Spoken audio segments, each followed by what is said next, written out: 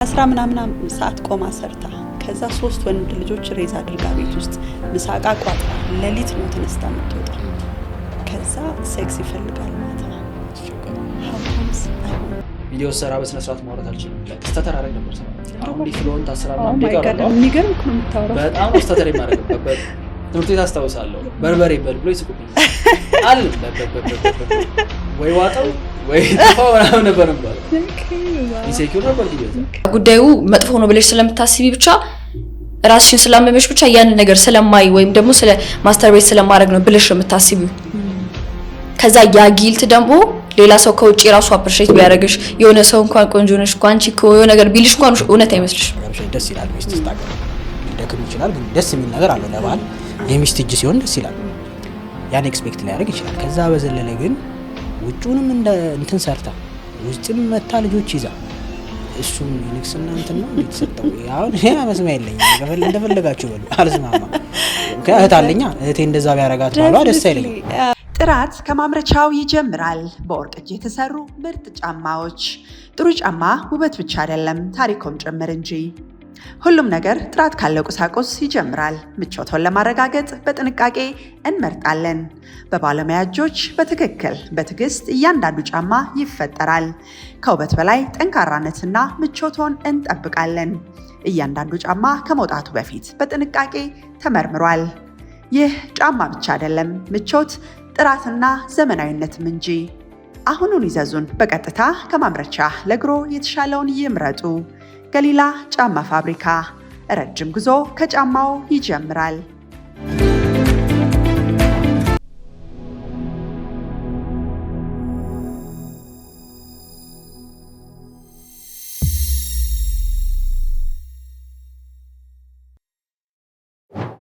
ጥበብ ላይ ሙዚቃ ላይ አርቶቻችን ላይ የምናየው ፍቅር በጣም የታመመ ፍቅር አይደል? ፍቅር ህመም ነው ይላልውና because ይሄው በቃ እህል አልበላለኝ ውሃ ልጠጣለኝ ምናምን የሆነ ከመጎሳቆል ጋር ከፔን ጋርና ከሎ ኤነርጂ ጋር ነው የምናገናኘው። አሁን እንደው ማቹር ሆንኩ መሰለኝ። ኢቭን ድሮ በጣም በስሜት አዳምጣቸው የነበረው የፍቅር ሙዚቃዎች በጣም ዲፕሬስ ያደርጉኛል። በጣም ሎ ኤነርጂ ውስጥ ነው የሚከተኝና ፍቅር ስቃይ ነው ህመም ነው ነው ያላም ነው ግን ያለው መሬት ላይ እንደ ሰው ነው። አሁን ፍቅር ደስታም ላይሆን ይችላል እውነት ለመናገር። ለምሳሌ እናት ልጇን ስታሳድግ ለልጇ ለማኖር ዳቦ ለማብላት የምታልፋቸው ዋጋዎች ደስታ ላይሆን ይችላል። በቃ መስዋዕትነት ሊሆን ይችላል። ፍቅር ሳክሪፊኬሽን ሊሆን ይችላል። አክቹሊ ብዙ መከራ ሊሆን ይችላል ልጇን ማሳደግ። ግን the feeling is ከፍ ያለ ነው አይደል መሆን ያለበት። ፓወርፉል ነው ኦፍ ኮርስ። ምክንያቱም ያን ሁሉ ህመም እንድትቋቋም የሚያደርግሽ ኤነርጂ እሱ ነው። ሶ እኮ የመስዋዕትነት ፓወር ሊሆን ይችላል፣ ምክንያት ሊሆን ይችላል። ምክንያቱም መጽሐፍ ቅዱስም ላይ አለ እኮ ትልቁ ምክንያት ፍቅር ነው። ሰዎች እስከ ሞት ድረስ ለእምነታቸው እንዲታመኑ ለፈጣሪያቸው እንዲታመኑ ያደርሰው ፍቅር ነው አይደል? እዛ ድረስ መሄድ የሚችል ነው። ሶ ግዴታ ፍቅር አውትኮሙ ደስታ ላይሆን ይችላል ነው የኔ ፖይንት አይደለም። ፍቅር ውስጥ ስትሆኚ ግዴታ ያሰው ደስታ ላይ ሊሰጥሽ ላይሆን ይችላል። ዋጋ የምትከፊበትም ሊሆን ይችላል። ግን ዋጋ የሚከፈልበት ቦታ ግን ምን አይነት ነው ቫልዩ ሊኖረው ይገባል። ለምሳሌ ዝም ብሎ አንድ ሰው በሚያፈስ ጀሪካን ውስጥ ውሃ ሲሞላ ቢውል ዋጋ የለውም። ተሽኛው ሰው ዋጋ የሚከፈልበት የሚያድግ አይደለም ተስፋ የሚሆን ለሌሎች የሚተርፍ ነገር ላይ ነው ዋጋ የሚከፈለው እንጂ እኔ አላምንም ፐርሰናሊ። ሶ አሁን ሁሉም የራሱ ዴፊኒሽን ስላለው ነው ፍቅር ዲፋይን የሚያደርግበት። አንድ ሳጥን ውስጥ ማስገባት አንችልም። ብዙ አይነት አረዳድ ስላለ ለበተሽኛል። አንዳንድ ሰዎች ለሰዎች እስከ ጥግ መስዋዕትነት ከፍለው ከዚህ ምድር ይሄዳሉ፣ ፍቅር ይሉታል። አንዳንድ ሰዎች የሚፈልጉት ተደርጎላቸው ሰላም ሆነው ከዚህም ጥሩ ነገር ሆኖ ደስታ ሆኖ ሪስፔክት ሆኖ ምናምን ሊቀጥል ይችላል። ሶ ኔሴሰርሊ እንትን አይደለም። ግን ለማይጠቅም ነገር ላይ ዘላለማዊ ህይወት ለሌለው ነገር፣ እድገት ለሌለው ነገር፣ ተስፋ ለሌለው ነገር እናት ለልጇ ዋጋ ስትከፍል ልጇን ትልቅ ቦታ ለማድረስ ተስፋ አለው አይሽ?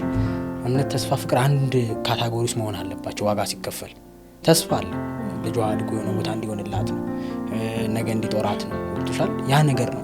አንድ ሚስትም ለባሏ ዋጋ ስትከፍል ነገ ሰው ሆኖ እንዲያግዛት ነው፣ ነገ ነገር እንዲሆን ነው ልጅ። እንደዛ ሁሉ ለማይሆን ነገር ግን ለምሳሌ ለባሏ መቃሚያ እንዴትም ብላ ተሰቅላ የምታመጣ at the end of the day ፍቅር ለማለት ይቸግረኛል። ለምን መሰለሽ እየገደለችው ነው ያን ሰው ጭራሽ አይደል? ሶ ሴንሲቲቭ ኢሹ ነው በተለያየ መንገድ ዲፋይን ሊደረግ ይችላል። ኤኒዌይስ ግን ቢሆን መልካም at the end of the day ሰው ፍቅር የሚታደግበት በዛ ዲፋይን ብናረገው ጥሩ ነው ባይ ነኝ። ፍቅር የሚታደግበት ፍቅር ዘላለማዊ ህይወት ነው። ምክንያቱም መንፈሳዊ ነገር አምናለሁ። ሶ ዘላለማዊ ህይወት የምናገኝበት ወይም የምንጸድቅበት ቢሆን አንዱ የሚጎትትበት መንፈሳዊ እድገት ውስጥ የሚከትበት የምትከባበሪበት ፋይናንሻሊ ሜንታሊ ኢሞሽናሊ ፊዚካሊ ግሮ የምታረጊበት ተስፋ የምታረጊበት የምትደገፊበት እምነት የምታረጊበት እዛ ሰው ላይ ሲሆን ጥሩ። እምነት ተስፋ በሌለበት ሲቹዌሽን ውስጥ ፍቅር ብለን ዲፋይን የምናደርገው ፍቅር ስለመሆኑ ጥያቄ ምልክት አይደለ? ስሜት ሊሆን ይችላል። አንዳንዴ እኮ ፍቅር እኮ ስሜት ሊሆን ይችላል፣ እልህ ሊሆን ይችላል ፍቅር የሚለው ሰው ኦብሰሽን ሊሆን ይችላል ፍቅር የሚለው ራስ ወዳድነት ሊሆን ይችላል ፍቅር የሚለው። እኔ ለምሳሌ አንድ ሰው እኔ ካልሆነች ብዬ እኔ አፍቅራት ልሞት ነው ከሌላ ሰው ጋር ሄደች ገደልኳት እያልኩኝ ፍቅር ነው። አረ ነው እንደዛ ሰው ፍቅር ውስጥ ምን መኖር አለበት? እምነት የለም። አይሽ እሱ ፍቅር የሚለው ነገር ውስጥ እምነት የለም፣ ተስፋ የለም። ስለዚህ እንድታድግ እንድታብ መፈለግ የለም። ነፃ ፍቃድ የለም ውስጡ። ነፃ ፍቃድ አለ። ክርስቶስ እንኳን ሲወደን እኮ ኑ በእኔ ህግ ተመሩ አላለም። ሰጠን አይደለም? መከተለኛ መብት ነው አይደለም? እንዲህ ከሄድክ እንዲህ ነው የሚለው አላለም። በቃ ነፃ ፍቃድ ሰጥቶን እሱን የመከተል ፍቅሩን ሰጠን። እኛ ደግሞ በነፃ ፍቃድ ተከትለን ሄድ። ሰው ፍቅር ነፃነት እንዳለው ከላይ ተምረናል ማለት ነው። በሁሉም ሃይማኖት ነፃነት አለው ብዬ አምናለሁ። ስለዚህ እዛ ያልነፈገንን ነፃነት ፈጣሪው እዚህ እኔ ካልነፈኩ ማለት ከባድ ነው።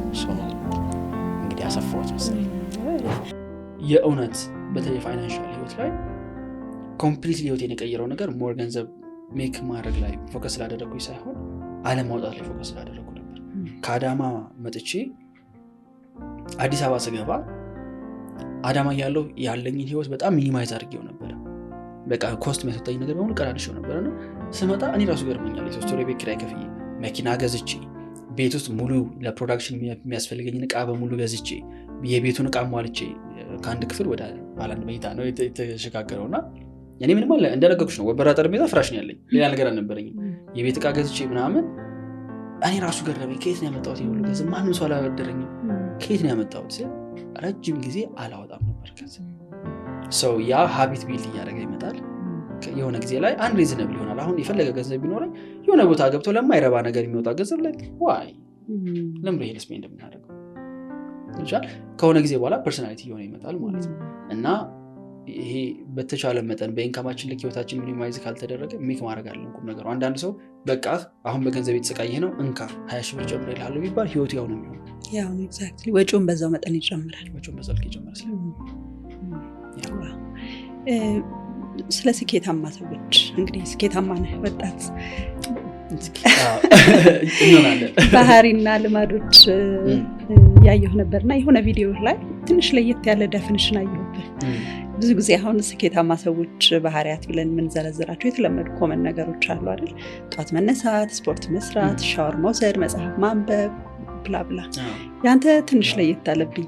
እንደውም በጣም የሚያስደነግጥ ኢንሴኪዩሪቲ። ወደዛ አብዛኛው በህይወት ደግሞ ሰክሰስፉል የሚባሉ ሰዎች ኢንሴኪዩር ናቸው።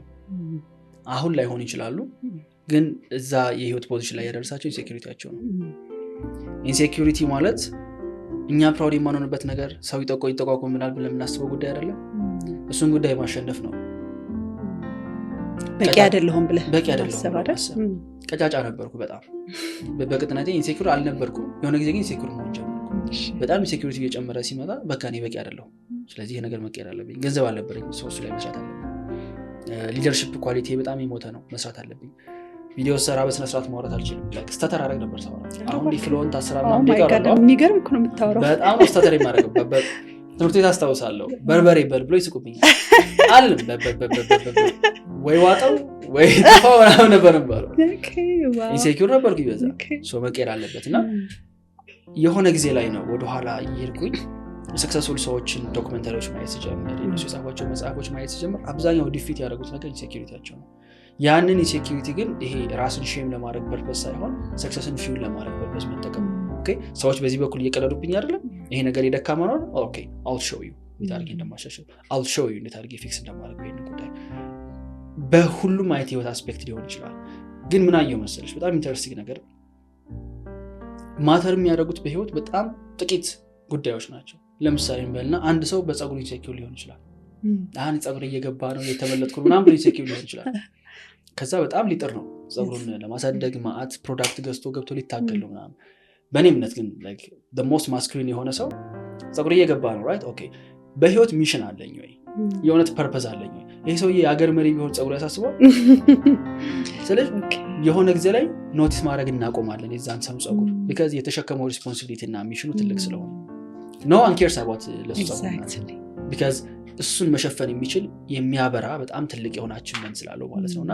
በህይወታችን ምን አደረጋቸው ነገሮች ያን ያህል ትልቅ ብዙ አይደሉም ጥቂት አመት ነው እዚህ እድሜ ላይ እዚህ ህይወት ላይ ያለ አቺቭ እናረጋቸው ነገሮች ጥቂት ናቸው እነሱ ነገር ላይ ሞር ፎከስ ባደረጉ እንግዲህ ትናንሾቹ ነገሮች ሁሉ እየወደቁ ይመጣሉ ኦኬ በጣም ሰክሰስፉል ሰው ነው so like who cares አጭር ቢሆን like who cares ፀጉሩ መላጣ ቢሆን like who cares because imagine አቺቭ ያደረጉ 99% ሰው አቺቭ ያላደረገው ነገር ረጅም የሆነ ፀጉሩ ከመከም የሆነ ሰው ስቲል ቦርኮ ነው ከሱ ብዙ አቺቭ ስላደረገ ማለት ነውና በጣም ሰክሰስፉል ሰዎችን ማየት ሲጀምር ያየሁት ነገር አንድ የህይወት ዶሜን ላይ ፎከስ ማድረግ እዛ ህይወት ዶሜን ላይ ሰክሰስፉል እና ኢምፓክት ያለው ሰው መሆን ሌሎቹ በሙሉ ራሳቸውን ሶርት አውት ያደረጉ ይመጣሉና ኢንሴኪዩሪቲ ህይወትን ለመቀየር እጅግ በጣም አሪፍ ፓወር መስጠት የሚችል ነገር ነው ግን የትኛው ኤሪያ ላይ ነው የሚለው ፎከስ ያስፈልጋል because አፍንጫዬ ላይ ኢንሴኪዩር ቢሆን አፍንጫዬ ለማስተካከል ስለዚህ ሚልክ መስራት ፌር አይደለም because እሱ መሸፈን የሚችል ሌላ ትልቃችን ምን ስላለ ማለት ነው ጥራት ከማምረቻው ይጀምራል በወርቅ እጅ የተሰሩ ምርጥ ጫማዎች ጥሩ ጫማ ውበት ብቻ አይደለም ታሪኮም ጭምር እንጂ ሁሉም ነገር ጥራት ካለው ቁሳቁስ ይጀምራል ምቾትን ለማረጋገጥ በጥንቃቄ እንመርጣለን በባለሙያ እጆች በትክክል በትዕግስት እያንዳንዱ ጫማ ይፈጠራል ከውበት በላይ ጠንካራነትና ምቾትን እንጠብቃለን እያንዳንዱ ጫማ ከመውጣቱ በፊት በጥንቃቄ ተመርምሯል ይህ ጫማ ብቻ አይደለም ምቾት ጥራትና ዘመናዊነትም እንጂ አሁኑን ይዘዙን በቀጥታ ከማምረቻ ለግሮ የተሻለውን ይምረጡ ገሊላ ጫማ ፋብሪካ ረጅም ጉዞ ከጫማው ይጀምራል ያለውን ትሬንድ ስታይ ምናልባት እዚህ ሀገርም እየመጣ ያለው ነገር ሴትም ወንድም እኩል የሚለፋበት ሀገር ነው እንደውም ትልቁ የትዳር ፍቺ ባይዘው እዚህ ነው እዛ ይሄ ነው ከሀገር ውጭ ከዛ በተለይኛ ወንዶች ይሄ ለለውጥ ትንሽ ይዘገያሉና ኢትዮጵያ የለመደውን ወንድነት ይዞ ይሄድና ከስራ ውሎ መጥቶ እሷ ምናልባት ከሱ የበለጠ ረጅም አሁን ሊሆን ይችላል የምትሰራው ምናልባት የፊዚካል ስራ ሊሆን ይችላል የምትሰራው ከዛ ሴትነቱ ማልቀረላትም ማርገዟ አለ መውለዷ አለ ልጅ ተኬር ማድረጓ አለ ከዛ ኪችን መግባትም የሷ ይብቸኛ ኃላፊነት ይሆናል ያ አይደል ሰፖርት በጣም ከባድ ነው ያን ሰፖርት አላረ ከዛ ብዙ ወንዶች ምን ይላሉ እንደው የአሜሪካን ውሃ የቀመሰች ሴት በጣም ኃይለኛ ናት አግሬሲቭ ትሆናለች ይላሉና ላይሆን አይችልም ባይዘው በጣም ውጭ ስትውል ይሄ ፌሚኒን ኤነርጂህን ታጣዋለህ እኔ በጣም በዛ ምናለሁ ስራው በጣም ከባድ ነው የወንድ ይሄ ማስኩሊን ኤነርጂ የሚፈልጉ ስራዎች አሉ ሶ አማራጭ ስለሌለ ቅድም እንዳልከው ከሀገር ስትወጣ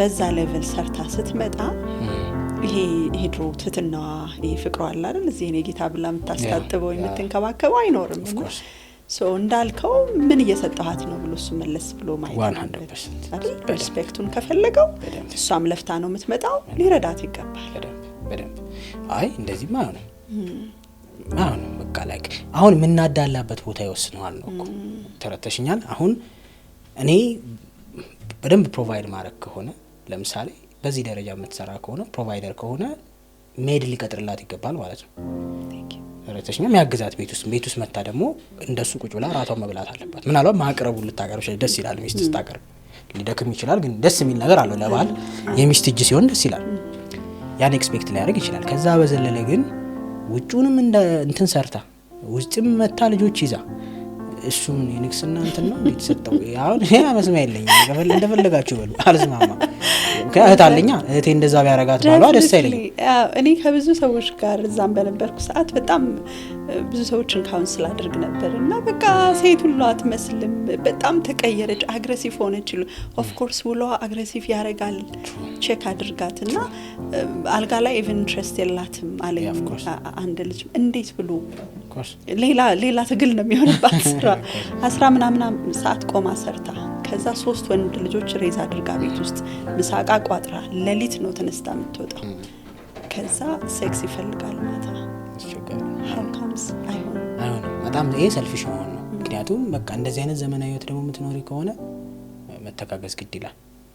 ዲፔንድስ ቤት እመቤት ከሆንሽ ምንም ማለት አይደለም። ባልሽን ቴኬር ብታረጊ፣ ምሳ ሰርተሽ ብትጠብቂ፣ ቤቱ ቢጸዳ እሱ የውጭ ሮል እየተጫወተ ስለሆነ ምንም ችግር የለውም።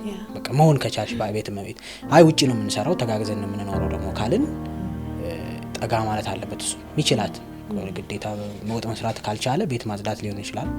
ይሄ መተጋገዝ አለብን። አጉል በባዶ ሜዳ እንትን ማለት መጨረሻ መለያየት ነው ትርፉ። ምክንያቱም ማንም ሰው ጫና ሲበዛበት ብሬክ ያደርጋል። ኤቭሪዋን ብሬክስ ነው የሚባለው አይደል? ጫና ሲበዛ ብሬክ የማያደርግ ነገር የለም አይደል? ብረትም ቢሆን ከአቅም በላይ ከተጫንሽው ይቀነጠሳል። ሰውም ከአቅም በላይ ጫና ከተሸከመ ብሬክ ያደርጋል። ብሬክ ማለት በቃ ተወኝ ማለት ሊሆን ይችላል፣ ምርር ብሎ መውጣት ሊሆን ይችላል፣ ተስፋ መቁረጥ ሊሆን ይችላል። ስለዚህ ተዋዶ እስከተጋቡ ድረስ መተጋገዝ በጣም ግድ ነው። አማራጭ የሌለው ነገር ነው። ፌሚኒዝም ምን ዲታል የፌሚኒዝም ኮንሰፕት ይሄን ተናግሬያለሁ ከዚህ በፊትም። በነገራችን ላይ እኔ 100% እናገራለሁ። ፌሚኒዝም የሚሉ ሰዎች አሁን ሶሻል ሚዲያ ላይ ከምታውቂያቸው ከዋናዎች ውጪ ከታች ፌሚኒዝም ማን የሚሉት በየኮሜንቱ አንድ ነገር የሚያውቁት ታሪክ የለም። ይሄ ከፈለጋችሁ ማስታወቂያ አድርጉት። ይሄ አያውቁ ከቴክስታቸው ታውቂያለሽ። እኩልነትና እቺን ብቻ ነው የሚያውቁት። ነው አይደለም? እንኳን አይደለም እኛ ራሳቸው ሶሻል ሚዲያ ላይ ፊት ለፊት ያሉት ፌሚኒዝምን የሚያቀነቅኑ ሰዎች እቺን ፓርት አንደግፋትም ይበሉ እንጂ እንዳለ ያውቃሉ። እዛ ካታጎሪ ውስጥ የጀንደር ጉዳይ እንዳለ ብዙ ቶክሲክ የሆነ ነገር እንዳለ እኮ እነሱም ያውቁታል። ጾታ መቀየር፣ ትራንስጀንደር ምናምን የሚባሉ ኢሹዎች፣ ኤልጂቢቲኪ ምናምን የሚባል ነገር አብሮ እንዳለው በደንብ ነው የሚያውቁት። ያው እነሱ ቢያንስ ጠይቂያቸው ስለሚያነቡት ሊሆን ይችላል። አይ ዶንት ኖ አንሷን አንደግፍም ይላል። ቢያንስ የኛ ይሄ ነው አፍሮ ፌሚኒዝም ሊሆን ይችላል ወሬቨር ነው ይላሉ። ኦኬ ፋይን ችግር የለብኝም የምትዩ ነው ማምንሽ እስካረጋግጥ ድረስ ያለተኛ እኔ አልደግፍም ጋር ስከራከሪ ፌስ አጠናሻለሁ። አብዛኛው ከታች ያለው ሰው ፌሚኒዝም ምን እንደሚል ራሱ አለ። ይሄን በኮንፊደንስ ነው ከኋላ ያለው ነገር አቁም። ኤኒዌይ ስንሰበስበው ግን ከፌሚኒዝም የሚያስጨንቀኝ ሸው አይደለም። ለኔ ቪዲዮ ሰርቼበታለሁ ግን ፌሚኒዝም አይደለም የሚያስጨንቀኝ። እኔ ወንድና ሴት ተከባብሮ ተዋዶ አለም ቱጌዘር ፖዚቲቭ ቢግ ኤነርጂ ሆኖ የሚኖርበትን ኢንቫይሮንመንት ሰፖርት ከሚያደርጉት ነኝ። ጉዳዩ መጥፎ ነው ብለሽ ስለምታስቢ ብቻ ራስሽን ስላመመሽ ብቻ ያን ነገር ስለማይ ወይም ደግሞ ስለ ማስተርቤት ስለማድረግ ነው ብለሽ የምታስቢው። ከዛ ያ ጊልት ደግሞ ሌላ ሰው ከውጪ ራሱ አፕሪሺየት ቢያደርግሽ የሆነ ሰው እንኳን ቆንጆ ነሽ ቋንቺ የሆነ ነገር ቢልሽ እንኳን እውነት አይመስልሽ። ኤግዛክትሊ ኦኬ ያልኩሽ ደንበኛዬ ልክ ይሄንን ያለኝ የሆነ ሰው በጣም ጥሩ ለብሼ እንኳን ዛሬ በጣም አምሮብሃል ካለኝ ውሸት ነው የሚመስለው። ውሸት ያ እኔ አሁን ይሄን ፊሊንግ አላውቀውምና በጣም ነው ያስደነገጠኝ። ውሸት ነው የሚመስልሽ ሁሉም ነገር እና ሁሉም ነገር በቃ የምታስቢው ሐሳብ የሚሰማሽ ስሜት ቃልሽና ተግባርሽ አንድ ሲሆን አይደል ራስሽን ሆንሽ የሚባለው። ብቻሽን ስትሆኚ ኦኬ ሳትሆኚ ሰው ፊት ደግሞ ሜሽ ነገር ሲነግርሽ የምርም ደግሞ ፌክ ነው ይመስልሽ። ለምን ስለራስሽ የሚሰማሽ ስሜት ልክ ስላልሆነ ውጪውም ሲነግርሽ ከሚሰማሽ ስሜት ጋር አንድ የሚሆን ነገር ካልሆነ ደስ አይልሽ። ለዚያ ብዙ ሰው አምሮ ባልናም ሲባል ብዙ ጊዜ እኮ ያሾፋል። አምሮብኛል አይልም ቢካዝ ያ ኮንፊደንስ የለውም። አሁን ያ ነገር ግዴታ በዚህ ጉዳይ ላይ ብቻ ላይሆን ይችላል። ሌላም ብዙ ሼም እንዲሰማው የሚያደርገው ጊልት እንዲሰማው የሚያደርገው ራሱን እንዳይወድ የሚያደርግ ብዙ ይሄን ወደ ኋላ ስቶሪ አለው ለሰው የማያወራው ማለት ነው። ግን ሼም ውስጥ ነው እና በዛ ታጥቆ ተሸክሞት ነው የሚዞረው ሼሙን። ገብቶሻል አይደለ? እና በዛ ውስጥ ለረጅም አመታት ነበርኩ ነው የምልሽ። እና ዋንስ ሪሊዝ ሳደርግሱን ስረዳ ያንን ኢነርጂ ሳከብረው እና ስንቀው you have no idea የነበረኝ ሰላም በጣም ሰላም ሊሆንኩት ጭራሽ በቃ ትዝ ብሎኝ ለማያቀበት ሌቭል ሁላ ደርሼ ነበር። ቆየ በጣም ከዛ በቃ ብዙ እንደዚህ ነገሮች ሰዎች እንዳሉ የማይሆኑ ነገሮችን እያሰቡ ስሜታቸውን ሀሳባቸውን የማይሆን ነገር ላይ እያደረጉ ልፍስፍስ እየሆኑ ምናምን ከሚደርሱ እንደዚህ ነገር ውስጥ ከሚሆኑበት ምክንያት አንዱ ሴክሹዋል ኢነርጂያቸውን በደንብ መጠቀም ስላልቻሉና ከዛ ጉዳይ ጋር የጊልት ስሜት ስላላቸው ነው በሚል ቪዲዮ መስራት ጀመርኩኝ። የምር ሰውን ሰፖርት ለማድረግ ነው ሌላ ነገር ሁላ አይደል። ግን ያው ሰው እንደፈለገ ይወስዷል ይሰዱ አይ ዶንት ኬር። ግን በጣም ብሶ እንደተጠቀመ አውቃለሁ። እና አንድም እኔ ያን የጠቀመኝ ምንድነው ምን ሳረግ ነው ኢነርጂውን ሳከብረው ስልሽ ከእግዚአብሔር የተሰጠን ነው አይደለ? ለዛም ማለት ከትዳር በኋላ ነው ሴክስ የሚያስፈልገው የሚባለው ሲጀመር ለምንድን ነው የተከበረ ስለሆነ ነው። ዳስ ዋይ በቃ ከማንም ከሁሉም ጋር ዝም ብሎ እንትን ማለት ይሄ ጭራሽ መልፈስፈስ ነው። ገብቶሻል? ያ እንደዛ ደግሞ እንድትሆኚ የሚያደርግሽም አንድም ነገር ራስሽን ስለማትወጂ ነው። ሰው ራሱን ሲወድ ሰው ራሱን ሲያከብር አይሞክርም። አታርጊም አይገፋሽም። ሰውነታችን ሪያክት የሚያደርገው የሚንቀሳቀሰው ስለ ራስሽ ከሚሰማሽ ስሜትና ሐሳብ ጋር ብቻ ነው። እና ለዚህ ነው የመጀመሪያው ሰው ከነዚህ ነገር ለመውጣት የመጀመሪያው ምንድነው ማድረግ ያለበት ሲባል ራሱን ይውደድ ነው የምለው። ራሱን ይውደድ። ለ8-9 ዓመት ስንት ዓመት እዚህ ውስጥ ነው የምላርግ የሚለኝ ሰው አለ። መጀመሪያ ራስን ውደድ ነው የመጀመሪያው ስቴፕ። ጉዳዩን መጥፎ ነው ይሄ ነገር ማይራባ ነገር ነው እኔ አራባም ብለሽ ከሆነ ደጋግመሽ እንደዚህ ነገሮችን ሰው የሚያደርገው ስቲል አታሽድ ነው ከዛ ጉዳይ ጋር ተጣብቋል። እስከ ተጣበቀ ድረስ ደግሞ ከጉዳዩ ጋር ዋትኤቨር በቃ አንቺ ሬዚስት የምታረጊያቸው ነገሮች እንዳለ ፐርሲስት ነው የምታረጊው። አይተሽ ከሆነ በጣም ሰውን ለመርሳት ፈልጋለሁ ካሊን ምናምን ብሎ ሰው አስቦ ለመርሳት በታገለ ቁጥር ምንድነው የሚያደርገው? እያስታወሰኝ ይመጣል። ምጣዩን ሰው ይሄ ነገር ያስጠላል የተከለከለ ነገር በሙሉ ሰው ማድረግ ይፈልጋል። ምንም የተለየ ነገር የለውም ግን ማድረግ ይፈልጋል። ለምን? ሬዚስት እያደረገ ስለሆነ ማለት ነው። ከጉዳዩ ጋር ተቃራኒ ለመሆን እየሞከረ ስለሆነ ያስጠላል። ስም እየሰጠው ስለሆነ ኔም እያደረገው ስለሆነ ስለዚህ ኔም እንድናደርገው ያደረገን ኢንቫይሮንመንቱ፣ ሶሳይቲው፣ ፋሚሊ ከሆነ just wake up እንንቃና አሁን ላይ it's okay ከጉዳዩ ጋር ተቃውሞ አይኑርህ። it's okay ናቹራል ኢነርጂ ነው። ለምን ተሰማኝ ብሎ የሚደብረው ሰው አለ። ነገር ለምን ተሰማኝ ይሄ ሰይጣን ነው። ፊሊንጉ ራሱ ለምን ኖረኝ በቃ ይሄማ እግዚአብሔር እንትን ብሎልኝ ቆርጦ በጣለው እንትን ባለው ስንት ሚል ሰው አለ። አረ እኔ ጋር ብዙ እንደዚህ አይነት ኬዞች ስለሚመጡ ነው የምነግርሽ። ነፍ ነገር ኢማጂን እንደዚህ አይነት ስሜት ኖሮሽ ያንን ነገር እንዲየረገምሹ ራስሽን ነው እየረገምሽ ያለሽ። ራስሽን በዛ ልክ እየረገምሽ ደግሞ ከጉዳዩ ጋር መላቀቅ እንዳታስቢው ማንም እንዳያስበው። ታዲያ ምን ለማለት ፈልግሽ ነው? ጉዳዩ ጥሩ ነው እያልሽ ነው አይደለም አላልኩም። ስም አትስጡት፣ ጥሩ መጥፎም አትበሉት፣ ስም አትስጡት። ኢትስ ናቹራል። ጥራት ከማምረቻው ይጀምራል። በወርቅ እጅ የተሰሩ ምርጥ ጫማዎች። ጥሩ ጫማ ውበት ብቻ አይደለም ታሪኮም ጭምር እንጂ። ሁሉም ነገር ጥራት ካለው ቁሳቁስ ይጀምራል። ምቾቶን ለማረጋገጥ በጥንቃቄ እንመርጣለን። በባለሙያ እጆች በትክክል በትዕግስት እያንዳንዱ ጫማ ይፈጠራል። ከውበት በላይ ጠንካራነትና ምቾቶን እንጠብቃለን። እያንዳንዱ ጫማ ከመውጣቱ በፊት በጥንቃቄ ተመርምሯል። ይህ ጫማ ብቻ አይደለም፣ ምቾት፣ ጥራትና ዘመናዊነትም እንጂ። አሁኑን ይዘዙን። በቀጥታ ከማምረቻ ለግሮ የተሻለውን ይምረጡ። ገሊላ ጫማ ፋብሪካ። ረጅም ጉዞ ከጫማው ይጀምራል።